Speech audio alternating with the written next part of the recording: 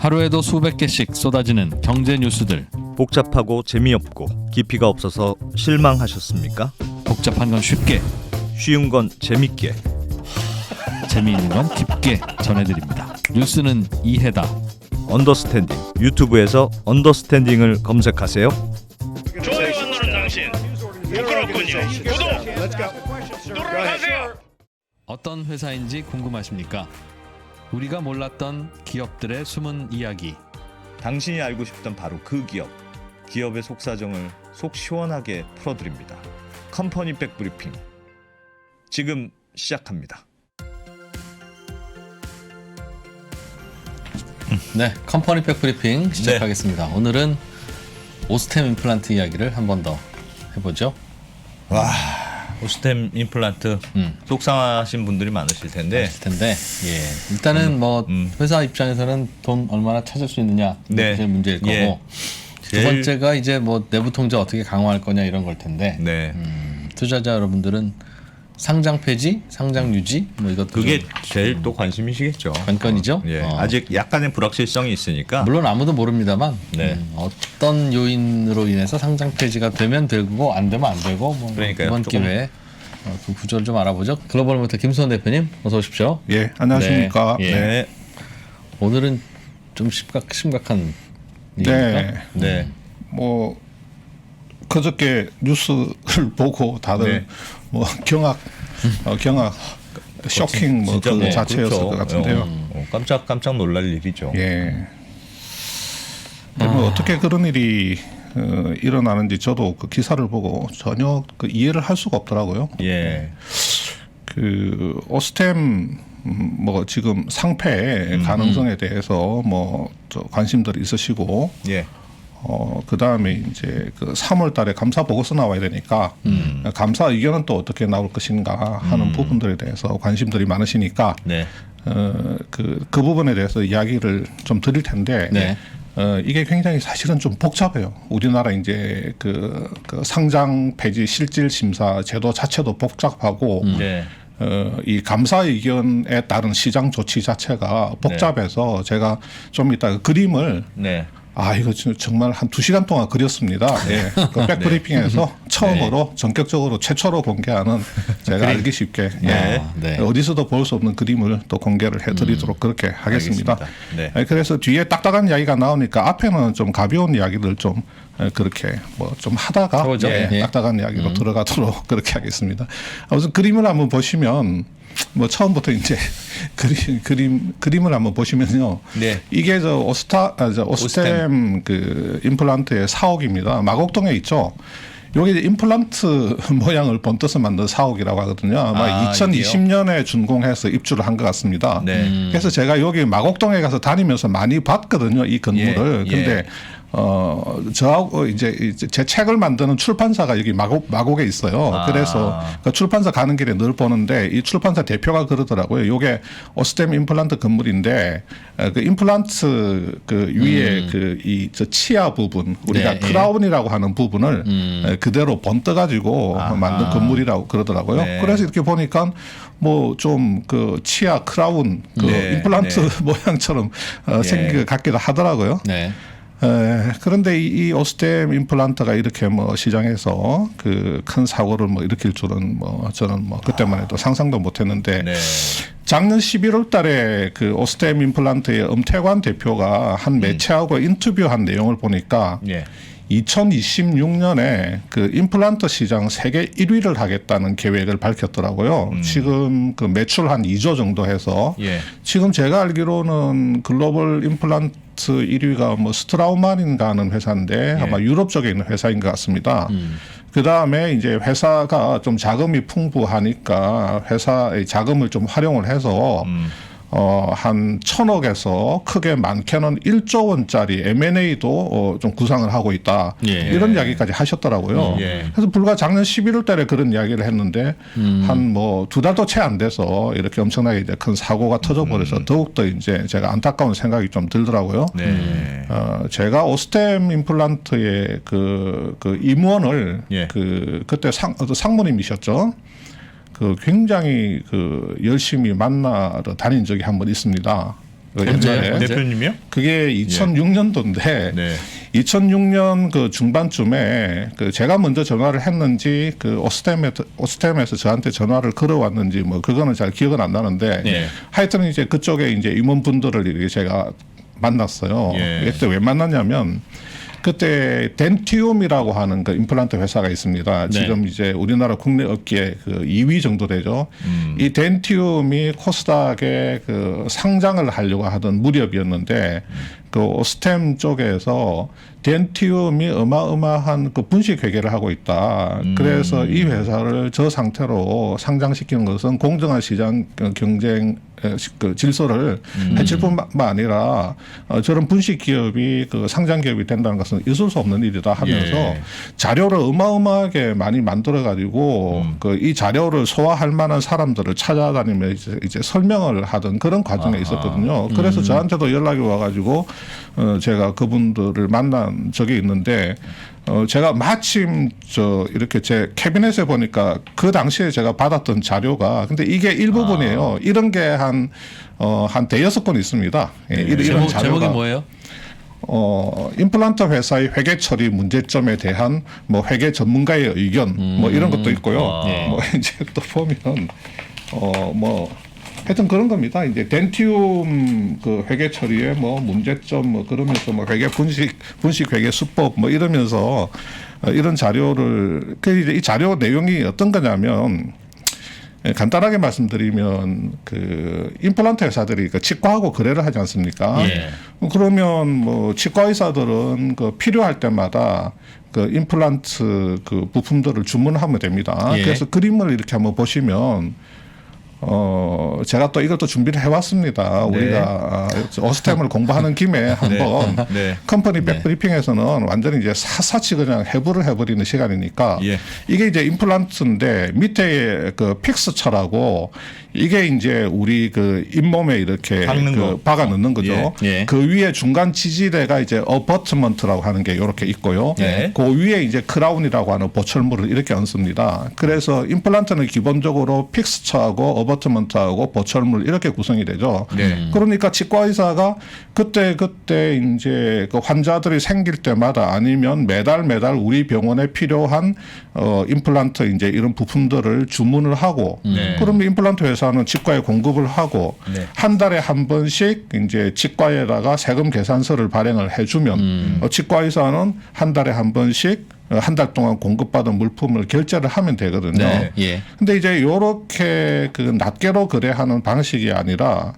그 무렵에 임플란트 회사들이 치과하고 이제 주로 어떤 식으로 거래를 하냐면 패키지 거래라고 해가지고 예를 들어서 치과하고 큰 금액 단위의 계약을 합니다. 대량 공급 계약을 하는 거죠.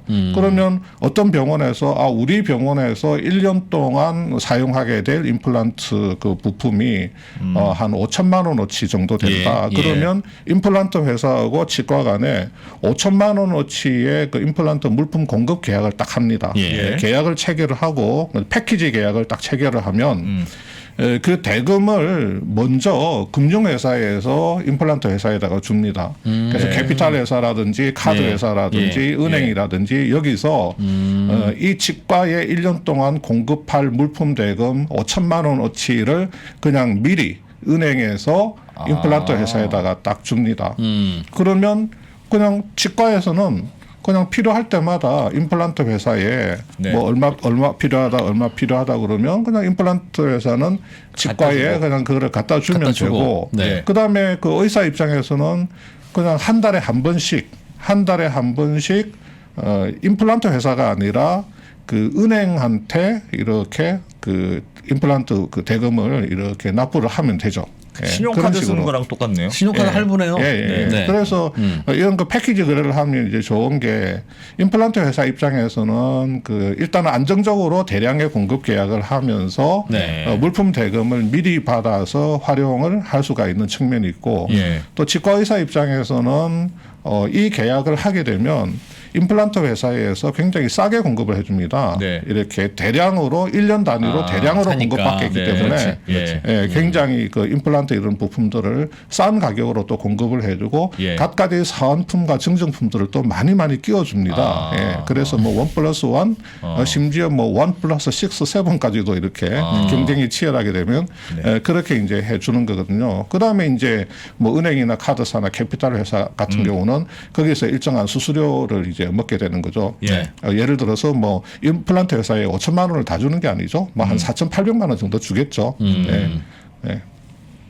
그렇게 해서 이제 1년 동안 이렇게 공급 계약을 하게 되는데 예. 그러면 이제 이거를 회계 처리를 어떻게 하냐면 자, 물건을 우리가 매출이라고 하는 거는 그 물건을 상대방한테 이렇게 공급을 해줘야지 그 예. 물건을 이전을 해줘야지 이제 매출로 인식을 하는 거거든요. 네. 네. 그런데 이렇게 패키지 계약을 하게 되면 돈은 미리 받았는데 이 돈을 받았기 때문에 앞으로 치과에 5천만 원어치의 임플란트를 공급을 해야 될 의무가 있잖아요. 그래서 돈은 받았지만 우리 회사의 임플란트 제품을 치과에 공급해줄 그 의무가 붙어 있는 돈이기 때문에 네. 이 5천만 원이라고 하는 돈을 일단은 선수금으로 처리를 합니다. 네. 아하. 선수금은 부채거든요, 부채. 네, 네. 예. 그래서 회사에 현금은 들어오지만 이것으로 인해서 이제 부채까지도 생기게 되는 거죠.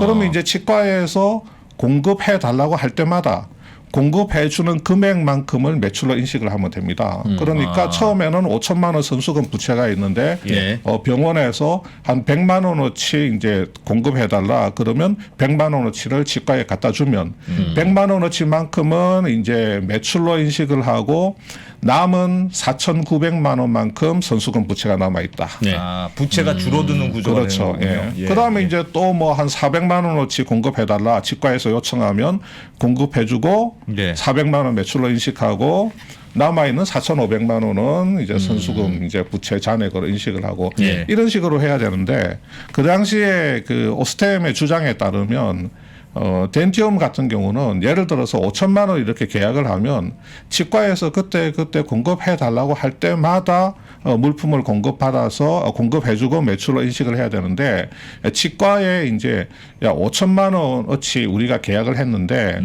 한 80% 그러니까 한 4천만 원어치 정도는 우리가 좀 매출로 인식을 해야 되니 이 물건을 우리가 4천만 원어치를 병원에 갖다 줘도 너네들이 보관할 장소가 마땅치 않으니까 그냥 우리 회사 창고에다가 임플란트를 보관을 한 것처럼 해서 네. 너네한테 보관증을 끊어줄게. 그러니까 너네들한테 물건을 이렇게 줘서 매출을 일으켰는데 너네들 공간이 협소해서 우리 창고에 대신 보관해 주는 것으로 해서 자 보관증 4천만 원 이렇게 이제 처리를 해주면 네. 뭐 회계적으로 아무런 문제가 없다.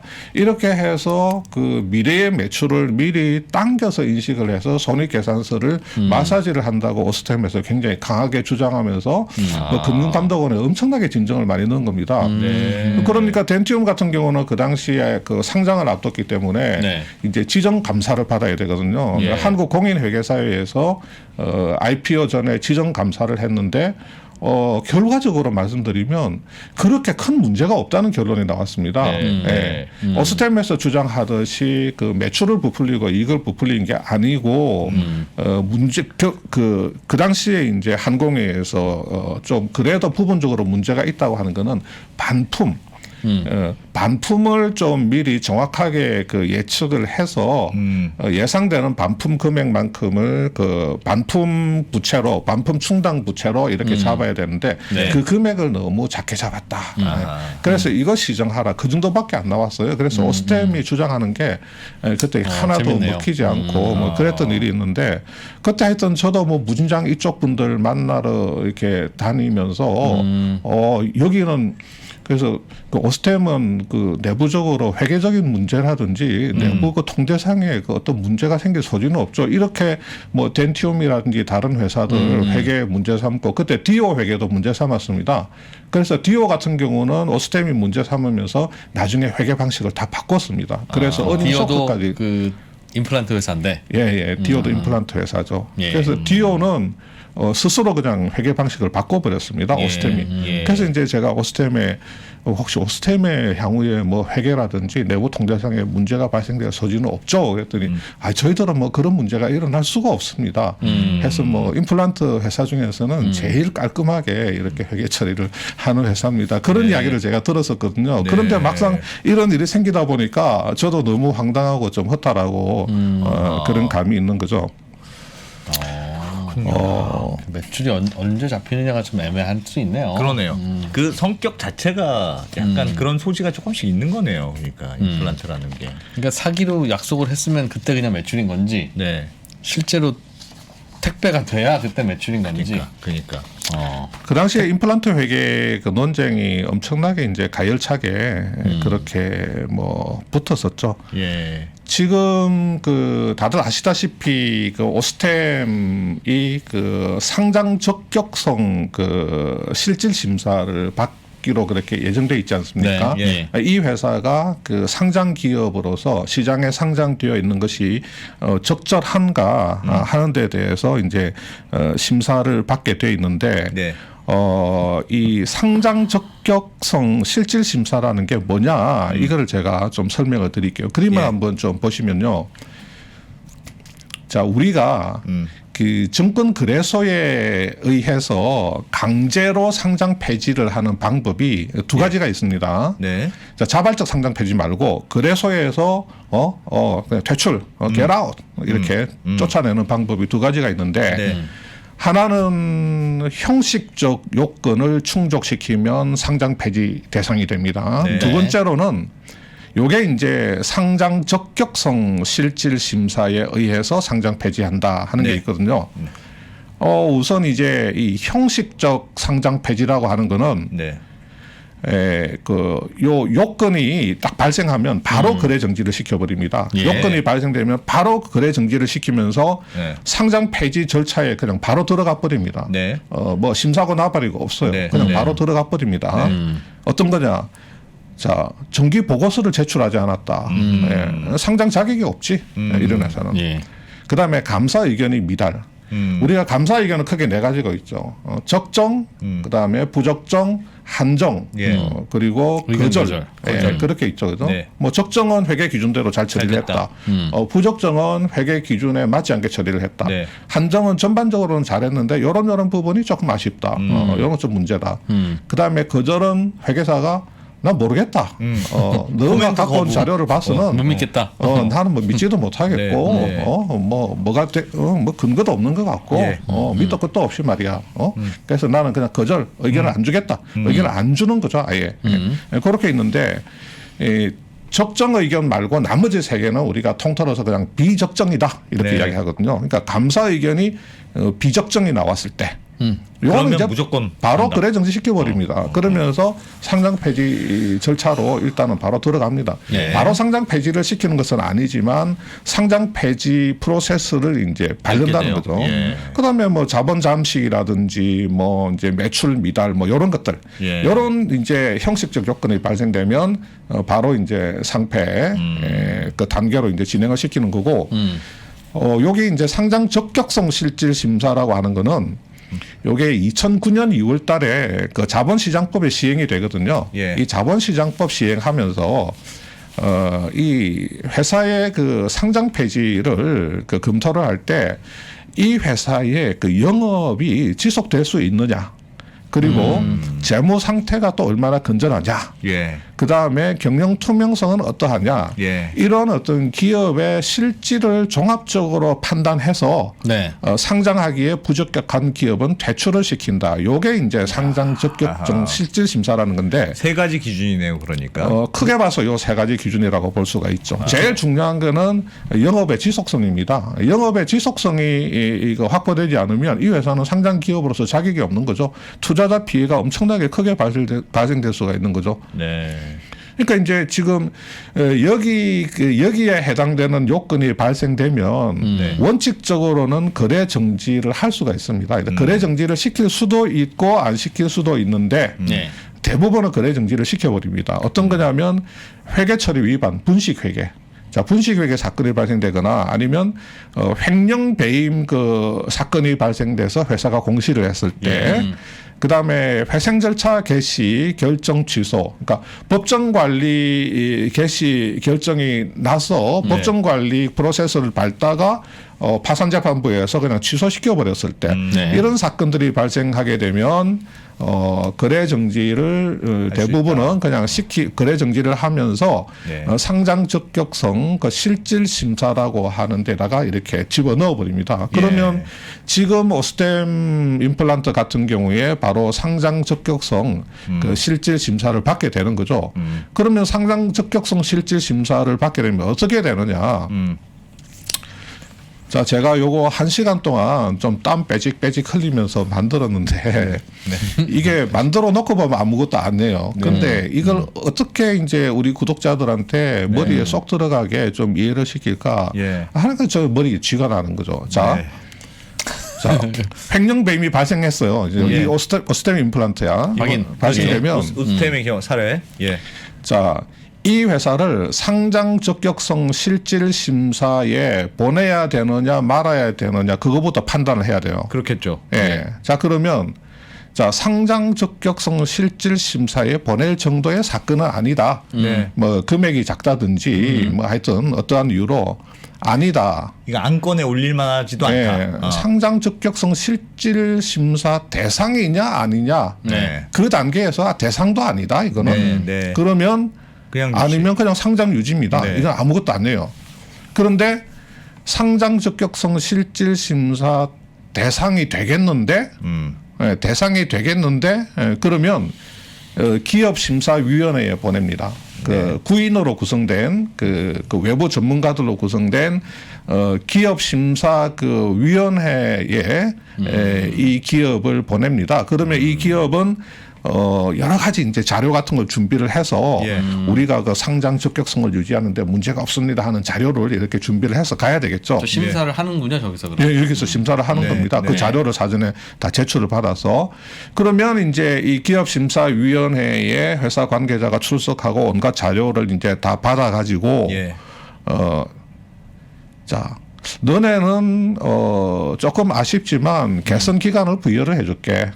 그래서 최대 1년, 그러니까 3개월을 줄 수도 있고 6개월을 줄 수도 있고 1년은 넘지 않게 1년 동안 최대 1년 동안 한번 열심히 알겠으니까 회사의 상황을 좀 개선시켜봐. 네. 개선 기간을 부여하는 경우가 있고 두 번째로는 야, 그 뭐 들어보니까 뭐 별거 아니네.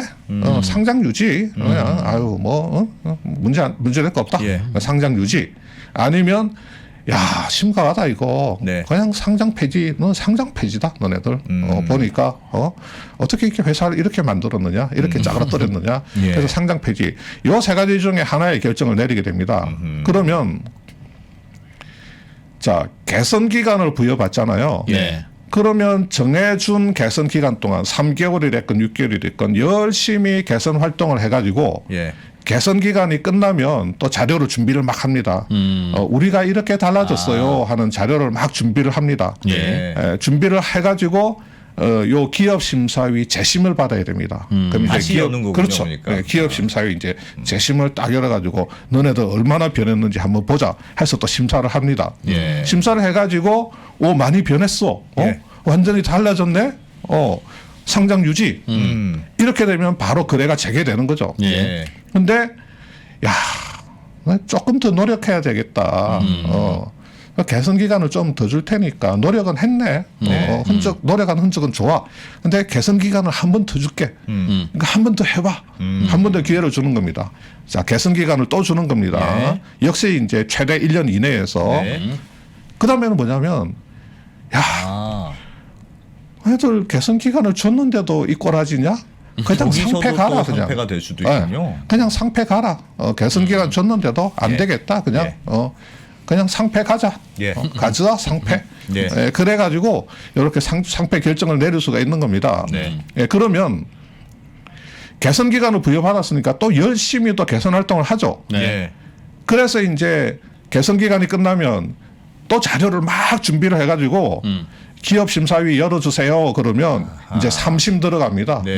이제 기업 심사위 3심에 들어가가지고 또 이제 그 심판을 평가를 받아야 돼요. 네. 그래서 야 이번에는 정말 너네도 노력했다. 상장 유지. 야 이렇게 기회를 주는데도 아직도 이 모양이냐? 그냥 상패해라. 그래서 상패.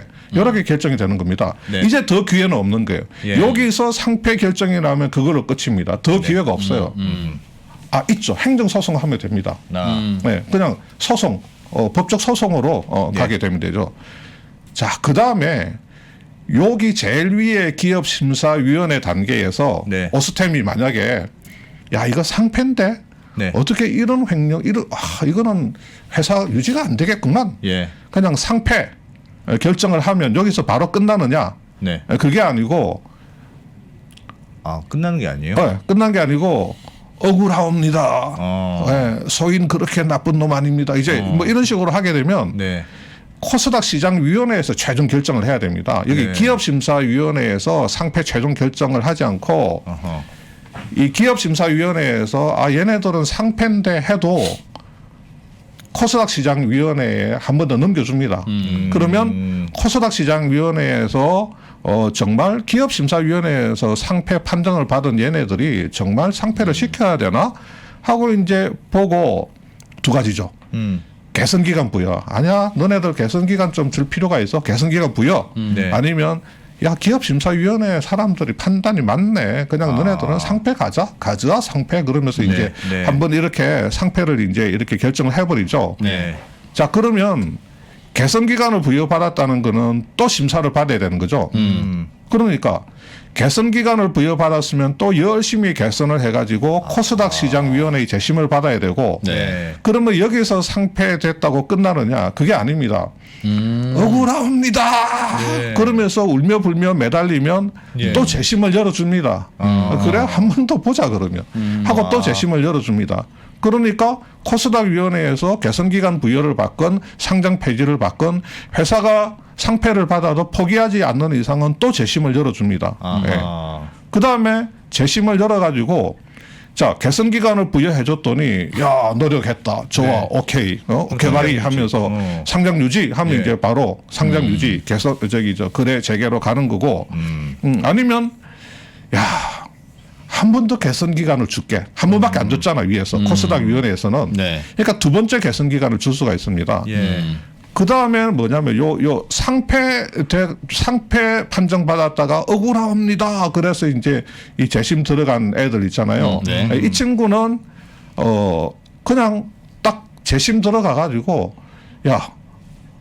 뭐 너네들은 그냥 상패다.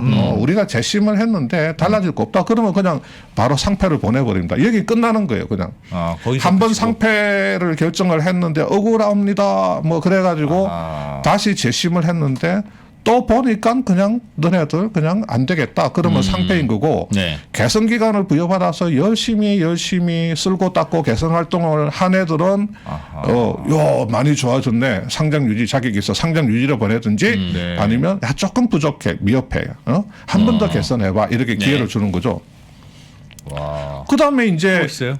개선 활동을 했으니까 또 3심 가야 될 거 아닙니까? 네. 3심에 가가지고 상장 유지를 받든지 상장 폐지를 받든지 해서 완전히 끝나버리는 거죠. 여기서 상장 폐지를 받으면 왜냐하면 개선을 두 번 기회를 줬으니까. 예. 그러니까 개선 기간은 두 번의 기회를 주는 겁니다. 일단은. 그리고 자 그 다음에 자 복잡하죠. 여기서부터 이제 굉장히 복잡하죠. 네. 예. 기회 근데 자 이게 오스템이 밟을 수 있는 모든 다 가정의 수가 다 여기 다 있는 겁니다. 아니 상장 이것만 보면 상장 폐지도 쉬운 상장 과정이 폐지 아닌 절대로 것 쉽지 않습니다. 기업 하나를 그 아니할 말로 아무리 쓰레기 같은 기업이라도 네. 수많은 그 투자자들이 있기 때문에 네. 그렇지. 아무리 쓰레기라도 이것을 시장에서 그냥 퇴출시키는 겟아웃 시켜버리는 이거 결정하는 게 이게 쉽지가 않아요. 예. 그러면 여기 있잖아요. 네. 여기 상패 있잖아요. 요거는 여기서 그냥 끝나느냐? 요 개선 기간 부여 받은 놈만 3심으로 가고 네. 여기 기업 심사위 재심에서 여기 상패 받은 예. 얘는 끝났느냐? 아닙니다. 얘는 억울합니다 하면서 이리 갈 수가 있어요. 아. 예, 소인 억울합니다 그러면서 네. 이리 갈 수가 있어요. 그러면 개선 기간을 여기서 또 주네. 여기서 상패 그러면 끝나는 겁니다. 여기서 이렇게. 거기서는 끝나는 거고. 요 빨간 거는 끝난 거예요. 요 지금 빨간 거 있죠. 예, 예. 빨간 거는 여기 위에 이제 이렇게 약간 나무 색깔이나 요 색깔은 이제 완전히 끝난 게 아니고 가능성이 있는 거지. 가능성이 있는 거고 제가 빨간색으로 표시하는 거는 그냥 요 단계에서는 끝난 겁니다. 그러니까 억울합니다 하면서 이제 코스닥 시장 위에 넙죽 네. 엎드려 가지고 재심을 받았는데 아니야 너네들은 그냥 상패 가자 그러면 그냥 여기서 끝나는 겁니다. 네. 예. 그래서 오스템이 지금 여기 중에 이제 앞으로 계속해서 이게 문제가 뭐냐면 이 위에서부터 이 마지막 프로세스까지 가게 되면 한 2년 간다는 거죠. 야. 이 2년 동안 거래를 풀어주지 않습니다. 계속 거래 정지로 가는 겁니다. 예. 그래서 우리가 보면 16년도, 17년도에 횡령 배임 발생되거나 여러 가지 문제로 심사받는 기업들이 17년, 18년까지 계속해서 공시를 냅니다. 예. 기업 심사위 개최 공시, 기업 심사위 그렇게 개최 공시 뭐 계속 정정 공시를 냅니다. 예. 그거 우리가 흔히 볼 수 있거든요. 이 바로 이런 경우입니다. 한 2년 가는 겁니다. 그러면 그 기업의 회사 이름을 쳐놓고 다트에 들어가서 딱 때려보면 예. 아주 그냥 수북히 쌓여 있습니다. 기업 심사위, 뭐 코스닥 심사위 그러면서 수북하게 그냥 쌓여 있게 되는 거죠. 자, 이런 과정을 밟게 되는데 자, 그러면 과연 이 1,880억 원의 그 횡령이 발생한 네. 그 오스템 같은 경우는 네. 제가 볼 때는 상장 적격 그 심사 대상은 지정이 될 겁니다. 왜요? 그건 지금 왜요? 이렇게 큰 금액이 예.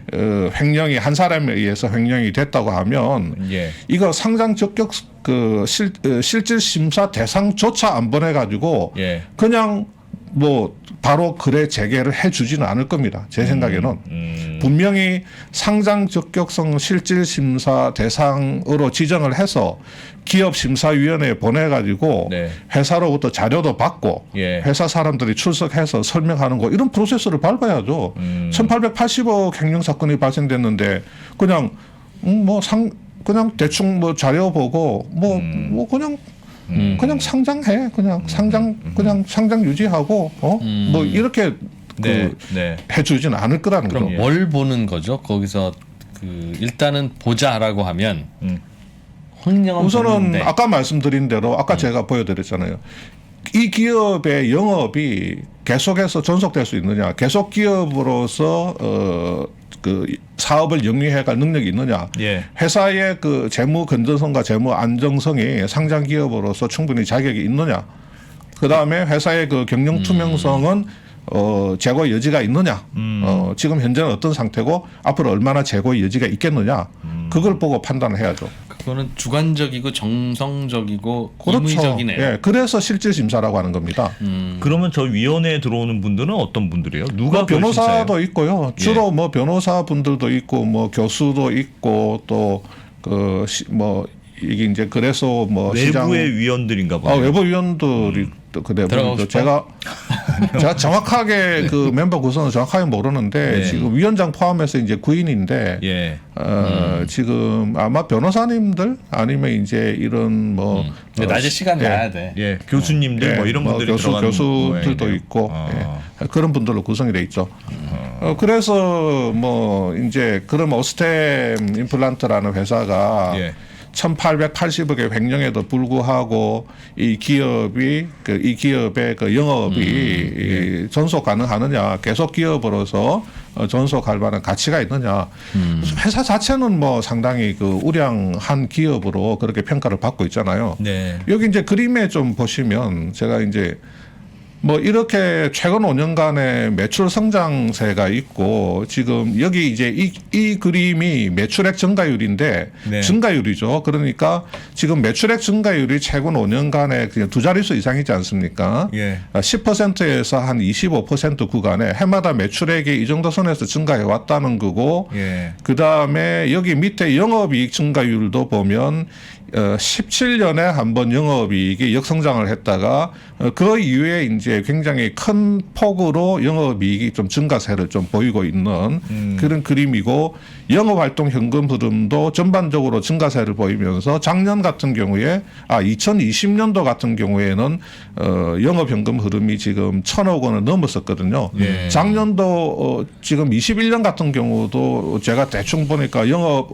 그 현금 흐름이 한 1,500억 정도는 충분히 나올 것 같더라고요. 연간 1,000억 원씩은 들어온다. 예. 캐시플로가 이제 그렇게 발생되고 있고, 예. 그 다음에 회사의 안정성적인 측면에서 봤을 때 회사의 안정성을 측정할 수 있는 지표는 뭐 사실은 뭐 수십 가지가 되죠. 예. 그냥 우리가 흔히 일반적으로 보는 거 그냥 뭐 이 시간에 간단하게 보면 지금 부채 비율 같은 경우는 회사가 좀 좋지 않습니다. 이게 이제 네. 분기별 부채 비율인데 재작년 9월 20년도 그 9월 말 3분기부터 4분기 21년도 1분기, 2분기, 3분기에 보면 부채 비율이 500%를 넘었다가 예. 전반적으로는 하향하고 있죠. 예. 그런데 그래도 이제 400%인데 그래도 지금 거의 400%에 이제 근접해 있는데 부채 비율이 뭐죠? 그- 5에 404배란 뜻인가요?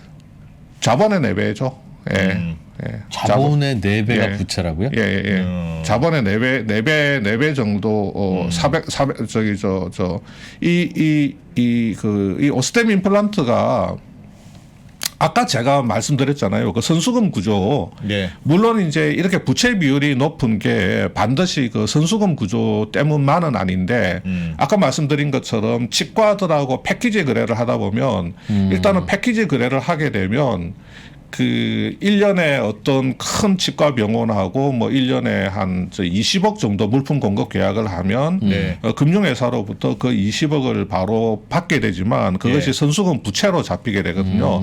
그 다음에 그거. 매달 병원에서 필요한 만큼 주문을 하면 그것을 공급해 주면서 이 부채를 까나가는 구조거든요. 그리고 부채를 깐 만큼 매출로 일식해가는 구조다 보니까 그래서 높을 수도 선수금 있겠네요. 일단은 부채가 좀 많은 편입니다. 근데 이 정도 부채는 이제 선수금 부채로 이제 다 설명되는 것은 아니고 회사가 이제 또 장단기 차입금도 또 있습니다. 그리고 전환사채 같은 거 좀 발행한 그 부분도 있고 해서 아니, 그러면 지금 회사 돈이 한 3천억 있었는데 2천억 횡령했다고 할 때 그 3천억이라는 게 3천억 원은 그게 회사 돈이 지금 있는 이 거예요, 회사가 작년 3분기 말 기준으로 현금 및 현금성 자산 규모가 한 3,200억 정도 되더라고요. 그러면 부채는 그거의 4배인 한 1조 원어치가 그렇죠. 그렇게 미리 부채 땡긴 거라는 거죠? 아니요. 그게 미리 땡긴 선수금이 다 차지하는 건 아니고 예. 회사 부채라고 하는 게 뭐 선수금 부채, 상거래에서 발생한 선수금 부채도 있지만 네. 그 매입 채무도 있을 거고 그 임플란트를 제조하기 위해서 상거래에서 발생한 매입 채무 같은 것도 있을 거고 또 회사가 어떤 필요에 의해서 이제 차입을 한 또 은행이나 금융회사로부터 차입을 한 것도 있을 거고 그 다음에 그 사채 발행한 거 전환사채, 예. 뭐 전환사채 같은 거 이런 거 발행한 것도 있을 거고 뭐 여러 가지 부채야 여러 가지 형식으로 있는 그러면 거죠. 뭐. 에이 그냥 우리 그동안 벌어놨던 돈 중에 한 3분의 2가 날라갔네. 에이 그냥 없었던 걸로 하고 지금부터 열심히 하자. 이게 안 된다는 거네요. 그러면 왜냐하면 그게 빚이 없는 회사가 캐시가 3천억 있다가 2천억을 누가 가져갔으면 에이 1,000억 가지고 다시 시작하자. 처음에 우리 시작할 그래도 때는 뭐 1,000억은 남았으니까. 물품 아니 그건 풀렸는데 아니죠. 지금 일단은 갚아야 될 돈도 있고. 단기 차입금 같은 경우는 뭐 회사가 1년 이내에 갚아야 될 그 자금을 단기 차입금이라고 네. 하는 거고 예. 그 유동부채인 거고 상거래에서 발생된 매입 채무 같은 경우도 제가 이 회사 재무제표를 뭐 다 안 뜯어봐서 모르겠지만 네. 상거래에서 발생한 그 매입 채무 같은 경우도 그때 이제 그 당연히 그 상거래 채무를 갚아야 되는 거고 회사의 운영 자금이 필요하죠. 당연히 야. 직원들 당연히 뭐 급여도 나가야 되고 어떤 매입을 해서 만들어서 팔아야 되고 그러니까 이제 이 회사의 영업활동 현금 흐름이라고 하는 게 그래서 중요한 거죠. 이 회사가 과연 영업활동을 해서 창출하고 있는 그 캐시플로가 어느 정도 되느냐. 지금 2020년도에 한 1,000억을 넘어섰고 네. 올해 같은 경우도 3분기까지 네. 그 영업활동을 통해서 창출한 현금은 1,600억 정도 돼요. 예. 네. 그 정도 실제로, 된다는 거죠. 그러니까 영업 활동을 통해서 창출한 그 현금이 한 1,600억 정도 된다는 거. 이 회사의 그 캐시플로우 창출 능력은 기본적으로 갖고 있는 거죠. 그리고 뭐 차입금 같은 경우도 사실은 회사가 그 상환 능력이 있고 또 적절한 담보가 있으면 예. 또 이제 계속 그 만기 연장을 네. 할 수가 있죠. 물론 그건 은행에서 만기 연장을 해줘야 되는 거죠. 어떤 회사에 급격한 신용 리스크가 생긴다든지 아니면 이번에 횡령 사건으로 인해서 회사가 감사 의견 거절을 받는다든지 어떤 문제가 생겨버리면 은행 예. 입장에서는 만기를 연장해 줄 이유가 없습니다. 바로 상환을 받으려고 할 거고요. 네. 그런 상황, 그러니까 조금 가변적인 부분이 있는 거죠. 그러면 지금 이제 횡령 금액이 한 1,800억 원 정도 된다고 하잖아요. 예. 그러면 이렇게 보도 나온 것들을 보면 이렇게 주식 투자를 해서 뭐 이렇게 손실을 좀 봤다. 그런데 지금 아직 뭐 회사 측 그 입장문을 보니까 우리가 회수 가능하다고 하던데 예, 예. 어느 정도까지는 회수가 가능하다. 예, 예. 그래서 회수가 가능하면 일단 이 기존에 한 1,000억 원 정도의 영업 현금 흐름이 있고 그리고 횡령 사건이 있었으나 그 돈을 가져오면 계속 기업으로서 평가하는 데는 좀 유리한 평가를 받을 수 있을까요? 엄청나게 유리하죠. 예. 횡령 금액의 상당 부분을 그 회수 확실하게 회수 가능하다 그러면 예. 굉장히 그 기업 심사위원회에서 네, 네. 평가를 할 때는 엄청나게 그 유리한 요소로 작용하죠. 당연히. 네. 그래서 이 회사가 1,880억의 횡령에도 불구하고 네. 회사가 계속 영업 사업을 해가면서 저 횡령 금액을 충분히 감내할 수 있느냐? 당연히 이제 회사의 그 영업 현금 흐름 창출 능력 그게 이제 제일 그 중요한 거고. 그게 제일 중요한 지표가 되겠죠. 예. 그다음에 이제 회사의 그 재무적인 안정성 또 이제 건전성 같은 그런 또 예. 이제 지표들 볼 거고 예. 이번에 이제 문제가 된 그 프로세스 회사의 이제 자금 관리 프로세스 네. 예, 그런 부분도 보게 되는 거죠. 지금 뭐 작년 이제 좀 전에 보여드린 뭐 지표 그림들은 네. 16년부터 20년까지고 그다음에 이제 작년 3분기까지는 지금 재무제표가 공시되어 있지 않습니까? 예. 그래서 제가 좀 전에 말씀드린 대로 작년 3분기까지 그 영업에서 창출한 현금은 한 1,600억 정도 돼요. 예. 여기 그림에서 보시는 것처럼 네. 여기 이제 영업에서 창출한 현금이 1,600억인데 위에 보면 영업 활동 현금 흐름은 한 1,400억 정도 돼 있죠. 네. 이게 뭐냐면 영업에서 창출된 현금은 순수한 영업 활동을 통해서 회사로 이제 이렇게 유입된 그리고 이게 순현금이고 그리고 여기서 이제 이자로 지급한 거 또 회사가 법인세 그 세금 납부한 거 그걸 빼면 한 1,400억 정도 남는다 이런 뜻입니다. 예. 순수한 영업이익이네요. 그러니까. 그렇죠. 예. 예. 그러니까 이제 그리고 여기 제일 밑에 3분기 말 기준으로 회사가 가지고 있는 현금 및 현금성 자산. 이제 우리가 흔히 말하는 은행의 뭐 보통 예금이라든지 언제든지 이제 수시로 그 수시 입출 금식 예금이라든지 또 뭐 증권사 같은데 금융회사에 이제 뭐 MMT라든지 네. 그 뭐 MMF라든지 예. 그런 언제든지 뽑을 수 있는 그 현금 그런 게 이제 다 합쳐서 그게 이제 한 3,200억 정도 이렇게 있는 거죠. 그러니까 이제 쉽게 말하면 3분기 말까지 이렇게 3,200억 정도의 그 현금이 있었는데 예. 그 이모 그 재무팀장이 이 중에서 한 1,880억 원을 뽑아서 튄 겁니다. 돈을 예. 갖고 튀어라 이렇게 된 거죠. 예. 그래서 일단은 하여튼 제가 볼 때는 그렇습니다. 제가 네. 볼 때는 이 정도의 어떤 그 회사의 그 영업력을 가진 네. 그 회사라고 하면 그 이 회사를 기업심사위원회에서 그 상패 그 판단을 내리지는 않습니다. 아까 우리 보여드렸잖아요. 회사 하나를 상패시키는 게 그게 간단치가 않은 문제거든요. 지금 시총이 2조가 넘고 지금 뭐 일반 소액 주주들이 뭐 몇 명이죠? 한 뭐 몇만 명 된다고 하는 네. 네. 그 코스닥 그 시총 20위권의 회사를 네. 그 1,800억 그 횡령도 무지무지하게 큰 금액이지만 예. 그걸 가지고 회사를 기업심사위원회에서 바로 상패 그 판정을 내리지는 않을 걸로 봅니다. 저는. 근데 아까 전에 말씀하셨던 그 세 가지 기준 있잖아요. 기업 심사 예. 위원회가 열렸을 예. 때 이제 이거 돈을 보는 걸 보면 이제 적정성 규모, 적정 기업이 이제 영속할 수 있는 가능성이 얼마나 되느냐. 계속 기업으로서의 계속 기업으로서의 존속 판단. 가능성. 네. 그거는 들어오는 돈에 비하면 그러니까 횡령 금액을 설령 못 찾다 하더라도 들어오는 금액으로 보면 기업이 이제 폭삭 망하거나 할 정도는 아니다 이렇게 볼 수 있으나 나머지 기준들 있잖아요. 무슨 회계 적격성 문제라든가 투명성 문제라든가 이런 거 그런 부분도 영향을 줄 수가 있죠. 네.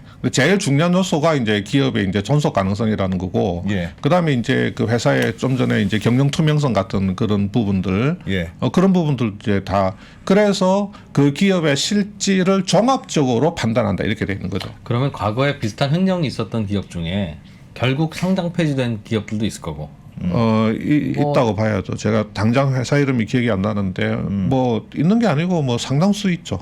보통 그런 경우는 왜 그런 경우는 이제 그 무자본 M&A 세력들이 들어와 가지고 회사를 완전히 이제 껍데기로 만들어 버리는 겁니다. 그러니까 명동 사채업자 끼고 그 돈을 빌려 가지고 그 어떤 기업을 무자본으로 인수를 하고 인수하는 과정에서 확보한 타겟 기업의 주식을 이제 명동 사채업자한테 담보로 이렇게 맡겨놓고 그다음에 슬금슬금 이제 회사에 이제 자금을 빼나가는 거죠. 가장 쉽게 쓸 수 있는 방법은 그 자기들이 경영권을 장악한 회사하고 허위의 채권 채무 관계를 만드는 겁니다. 자기들이 어떤 그 가짜 회사를 하나 만듭니다. 만들어 놓고 자기들이 이제 무자본으로 인수한 회사가 마치 이 회사한테 빚이 있는 것처럼 그러니까 자기들이 만든 가짜 회사가 이 타겟 기업에 돈을 빌려준 것처럼 허위의 채권 채무 관계 그 계약을 하고 그래서 이제 빚을 갚는 것처럼 해서 회사가 가지고 있는 캐시를 자기들이 만들어 놓은 유령 회사 쪽으로 다 빼가는 겁니다. 네. 그런 경우 예를 들면 그런 것도 이제 하나의 방법이 될 수 있거든요. 그런 회사들 같은 경우는 그 이미 그 무자본 M&A 세력들이 그 회사 경영권을 인수한다는 거는 그 회사가 상당히 어느 정도 부실화돼 있습니다. 부실화돼 있는데 그나마 회사가 좀 캐시는 좀 있고, 그래서 뽑아 먹을 게 있기 때문에 조금 약간 부실화됐지만 뽑아 먹을 게 있는 회사에다가 빨대를 꽂아가지고 쪽쪽 빨아가지고 회사를 바짝 말려서 빼짝 말려서 한탕 해먹고 이제 그냥 빠져버리는 거죠. 튀어버리는 거죠. 다른 놈들한테 또 야 엑기스는 내가 빨았는데 여기 보면 조금 더 빨게 있으니까 요거는 네가 좀 빨아라 그러면서 이제 이렇게 넘기고 가는 되죠. 그러니까 오스템은 그런 회사는 아니라는 거죠.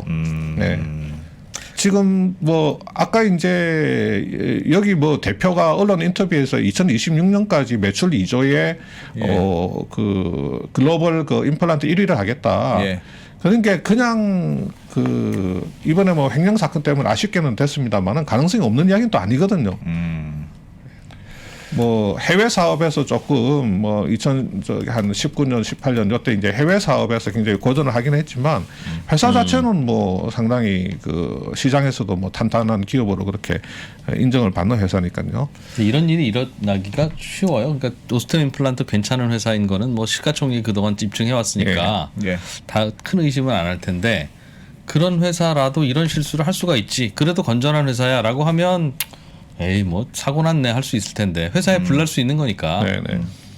근데 직원이 1,800억을 빼내가는 동안 뭐 몇 달 동안 알지도 못하고 뭐 이런 걸 보면 그 동안의 재무제표는 믿을 수 있는 거야? 라는 막연한 생각까지도.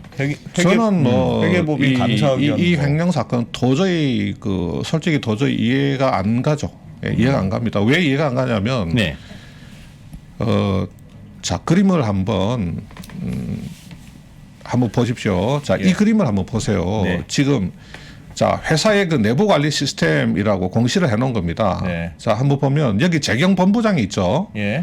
그다음에 회계부서가 있습니다. 그다음에 작은 부서가 있어요. 예. 그러니까 회계부서하고 작은 부서를 따로 운영하죠. 당연히 연 매출이 6, 7천억 가는 회사에 직원들이 2,000명에 육박하는 회사니까 당연히 이제 회계부서하고 작은 부서를 이렇게 따로 두면서 회계실장하고 재무전략실장이 따로 있습니다. 그러니까 이번에 사고를 친 그 팀장은 여기 재무전략실장 그 밑에 있는 그 양반인데 네. 그 밑에 표를 이렇게 보면 회계처리 부서의 인력이 22명입니다. 예. 그 다음에 자금운용 부서의 인력이 11명이에요. 예. 그러니까 이 자금운용 부서인 그 재무관리팀의 그 팀장을 맡고 있던 이모 팀장이 사고를 친 거잖아요. 네.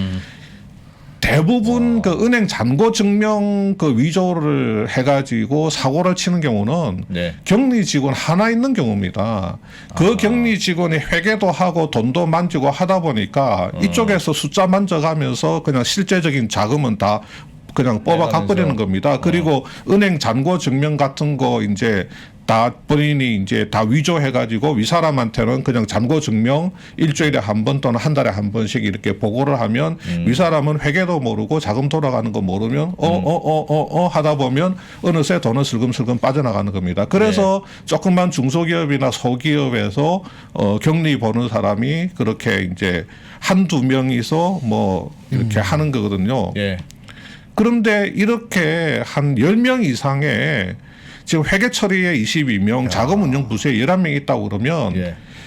이 팀장이 한 명이 있으면 그 밑에 10명은 부하들이잖아요. 예. 그 밑에 10명은 부하들입니다. 8명, 9명은 부하들이고 그 중에 한 명은 은행의 잔고 담당입니다. 그래서 그 팀장이 아무리 지가 막 은행 직인 위조해가지고 은행 잔고 증명이라는 게 그 은행에서 뭐 한 달에 한 번이나 아니면 요청할 때 이렇게 해가지고 전부 그 은행 담당 그 직원 그 뭐 대리 뭐 차장 어쩌고 해가지고 다 사인해가지고 그 사인 그 도장 은행 직인 찍은 데다가 이렇게 투명 비닐 테이프 이렇게 딱 봉인해가지고 그렇게 해서 보내주는 거잖아요. 네. 그러면 그걸 위조하려고 하면 그런 거를 다 일일이 이제 다 위조를 하죠. 옛날에 어떤 대기업에서 무려 그 한 그 조단위에 분식을 할 때 재무팀 직원들 한 대여섯 명이 합동으로 그걸 다 위조를 했습니다. 예. 혼자서는 절대로 못해요.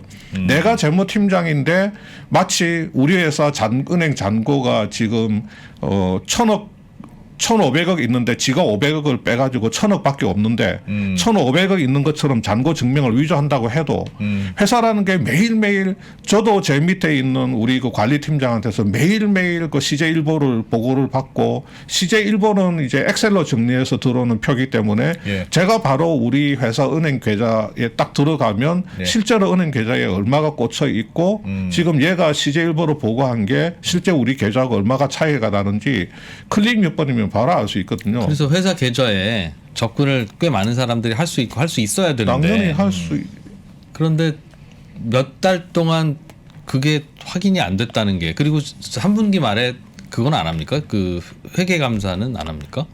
회계 검토를 하죠. 감사는 아니고 네. 그 감사는 연말에 이제 연간으로 하는 거고 그 1분기, 반기, 그다음에 3분기에 검토라고 해서 감사만큼은 빡시게 하지는 않는데 네. 온갖 뭐 그 증빙들을 막 이렇게 막 요구해서 막 사사지 이렇게 보는 건 아닌데 네. 이렇게 이제 그 회계 팀장하고 여기 이제 직원들 불러서 궁금한 거 이렇게 물어보고 서로 커뮤니케이션 문답 같은 거 하고 아 이건 좀 애매하다 싶은 거는 이제 때로는 이제 이렇게 증빙을 보기도 하는 그런 검토를 하죠.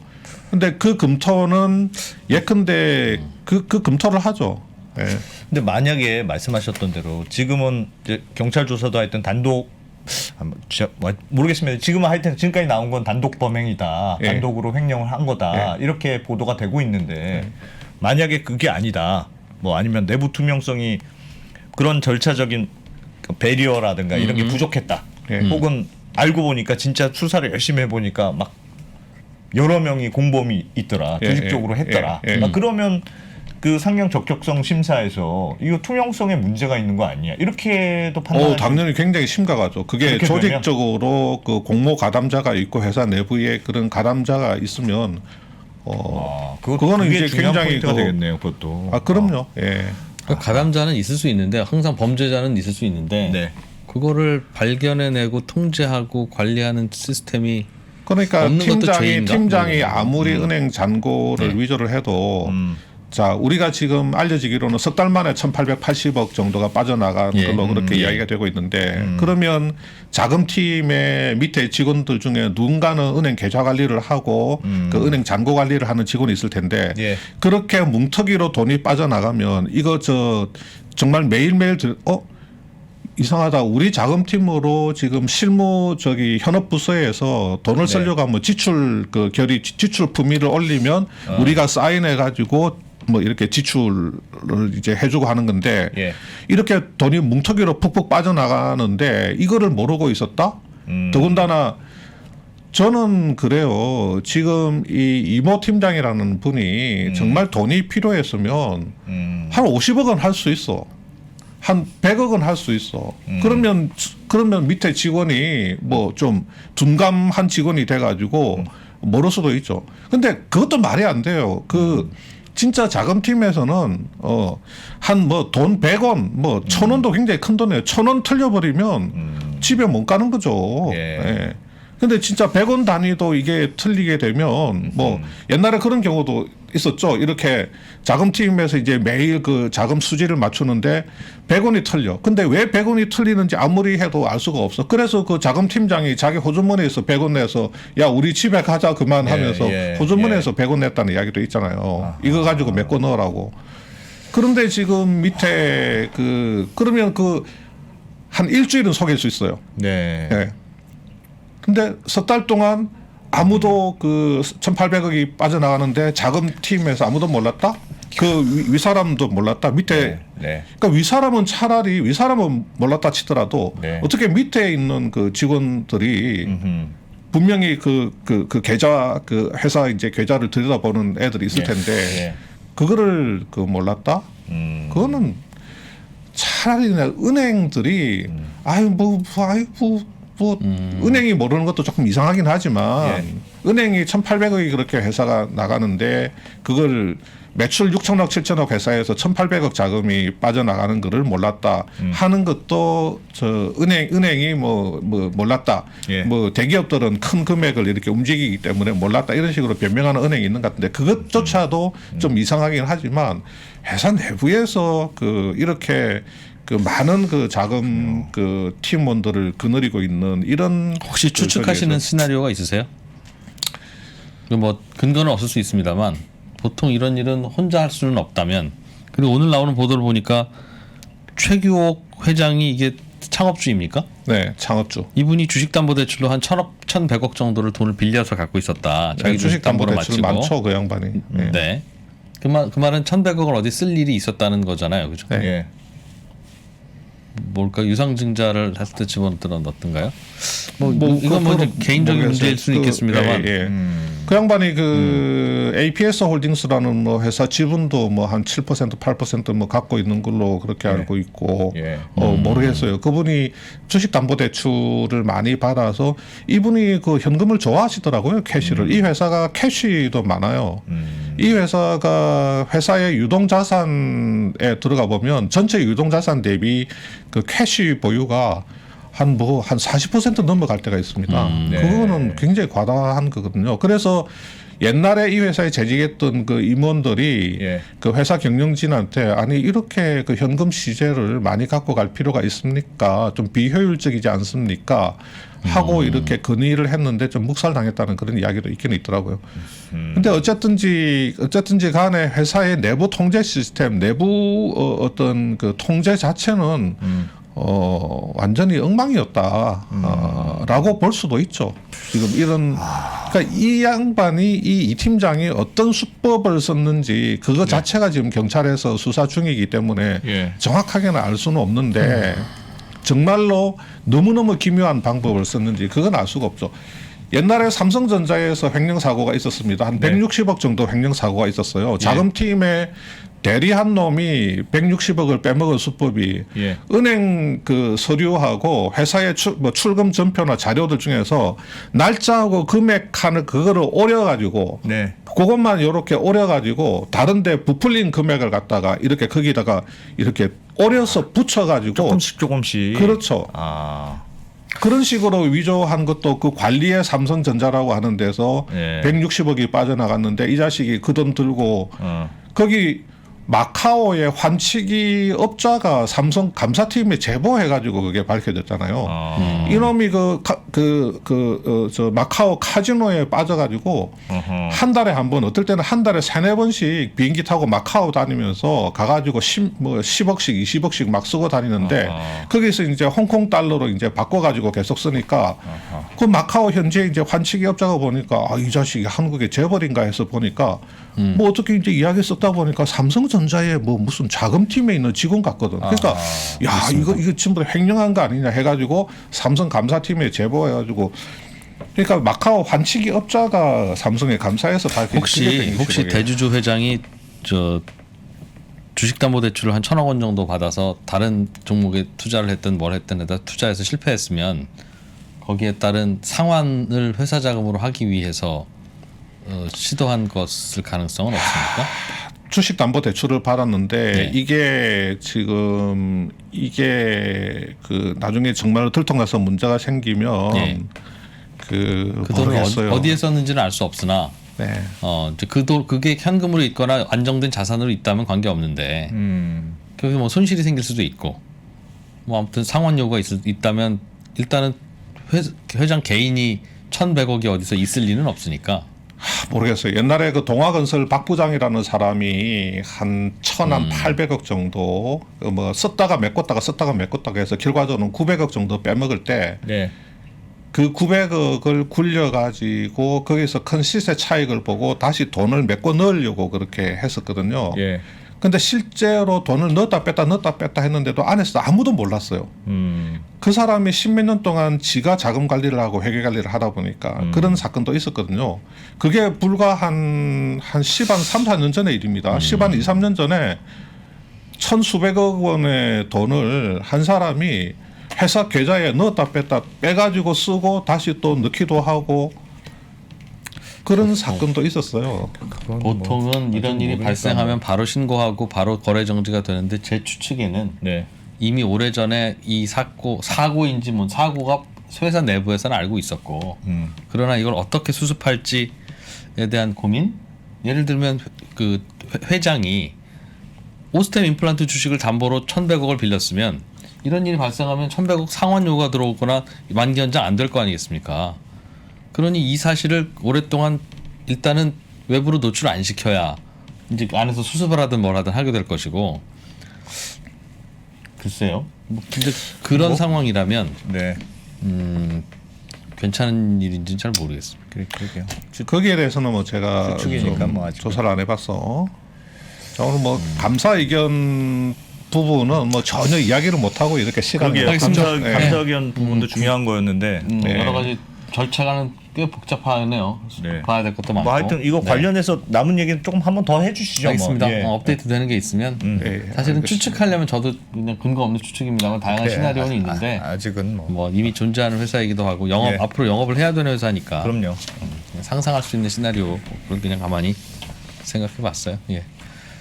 자 시간이 좀 지났는데 퇴근길 라이브로 바로 이어가겠습니다. 김수원 대표님 고맙습니다. 예, 감사합니다. 역사상 최고의 수익률의 강세장이 이어지고 있죠. 금융위기 이후에. 근데 이 강세장의 끝들은 다 급락이에요. 또 이렇게 나오는 거 아니냐에 대한 걱정들이 커지는 거예요. 디램 사이클도 바닥을 딛고 돌아설 수 있는 가능성이 있으면서 동시에 그 당시에 자사주 매입을 강하게 하면서 삼성전자 주가가 2배 이상으로 강하게 올랐었기 때문에 저희는 그렇게 되면 삼성전자 주가는 진짜 많이 오를 수 있다 라고 생각을 하고 있고요. 아직은 그러기는 좀 힘들다. 네이버, 카카오톡 플랫폼 기업들 그리고 2차전지의 기업들 뭐 이런 유두를 묶어보게 되면은 그래도 이 정도를 합하면 하나의 어떤 삼성전자를 대체할 만큼 빠르게 올라왔다는 명품이 백화점에서 구조적으로 성장해주는 유일한 품목이기 때문에 신세계의 고성장이 굉장히 눈에 띄었던 해였습니다. 지금 보는 이 가치평가 프레임이 붕괴한다라고 생각하는 거고요. 가치평가 프레임의 붕괴라는 것은 쉽게 얘기하면 기존 산업이 붕괴하는 것을 의미한다라고 저는 생각을 합니다. 내가 주식을 능동적으로 분석하고 끌고 가야 되는 거지 끌려다니는 것만큼 스트레스를 받는 게 없고 에너지가 소모되는 게 없거든요.